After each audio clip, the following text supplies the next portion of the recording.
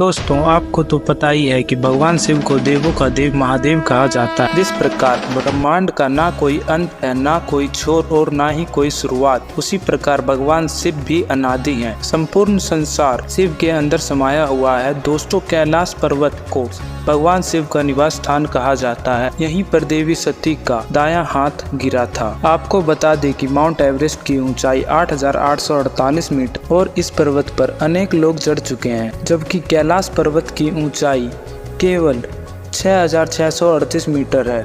फिर भी इस पर्वत पर आज तक कोई नहीं चढ़ पाया है। और आज हम इस वीडियो में कैलाश पर्वत से संबंधित सभी चीजों के बारे में जानेंगे, जिन्हें वैज्ञानिक भी आज तक नहीं सुलझा पाए हैं। दोस्तों, 1962 में चीन ने भारत पर अचानक से हमला कर दिया और चीन ने भारत के कई हिस्सों पर कब्जा कर लिया। कैलाश पर्वत भी चीन ने कब्जा कर लिया और आज भी कैलाश पर्वत चीन के कब्जे में ही है। चीन ने जितने बार भी कैलाश पर्वत पर चढ़ने की कोशिश करी, वह असफल ही रहा। चीन ने 2001 में फिर से कैलाश पर्वत पर चढ़ने की कोशिश करी, पर इस बार चीन अकेला नहीं था, चीन के साथ स्पेन भी था। चीन ने अपने साथ स्पेन को जोड़ लिया था, परंतु इस बार भी वह दोनों ही असफल रहे। रूस के एक पर्वतारोही ने बताया, जब वह पर्वत के बिल्कुल सामने था तब उसका दिल तेजी से धड़कने लगा और मन में यह ख्याल आया कि उसे वापस आ जाना चाहिए, वहां पर बिल्कुल भी नहीं रुकना चाहिए। फिर जैसे जैसे वह नीचे आया,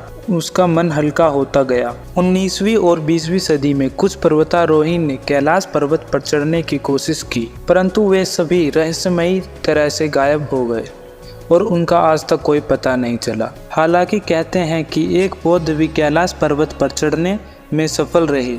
वही इस पवित्र व रहस्यमयी पर्वत पर जाकर जिंदा लौटने वाले पहले इंसान थे। कहा जाता है कि जिसने कभी कोई पाप नहीं किया हो, वही कैलाश पर्वत पर चढ़ सकता है। दोस्तों, कैलाश पर्वत और उसके आसपास के वातावरण का अध्ययन कर रहे वैज्ञानिकों ने तिब्बत के मंदिरों में धर्मगुरुओं से बात करी।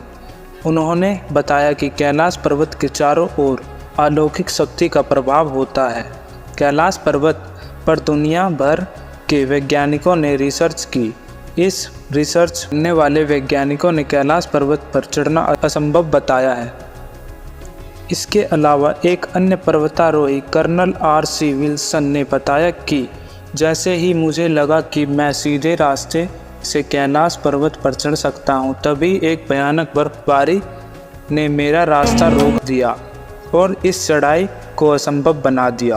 अब इसे इत्तेफाक समझे या कोई शक्ति, आखिर जब इस इंसान को वहां चढ़ने का रास्ता मिल जाता है तो अचानक भयानक बर्फबारी होती है और रास्ता बंद ही हो जाता है। और जो भी इस पर्वत पर चढ़ने की कोशिश करता है, उनका दावा है कि उनके शरीर का तेजी से विकास होने लगता है, खासकर नाखून और बाल। दोस्तों, ये तो कोई इत्तेफाक नहीं हो सकता। आखिर ऐसा अचानक कैसे हो सकता है?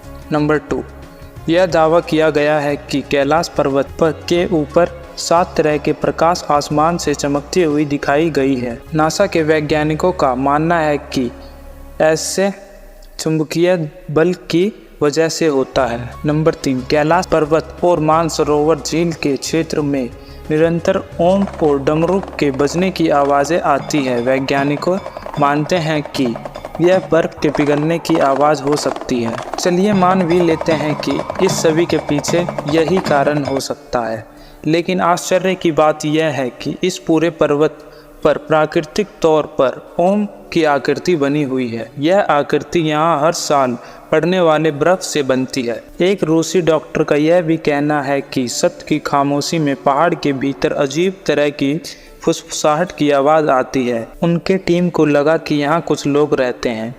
इन सभी बातों को हम अनदेखा नहीं कर सकते। यहाँ अचानक से नाखून और बालों का विकास होता है और जब कोई इंसान वहाँ पहुँचने वाला ही होता है तो अचानक से भयानक बर्फबारी के कारण रास्ता बंद हो जाता है। मेरा मानना यह है कि जहाँ स्वयं महादेव, वहाँ क्या साइंस और क्या नासा। यही थे कैलाश पर्वत के कुछ अननोन सीक्रेट। और दोस्तों, अगर आपको यह वीडियो अच्छा लगा तो हमें सपोर्ट करने के लिए सब्सक्राइब अवश्य करें और कमेंट्स में हर हर महादेव अवश्य लिखें।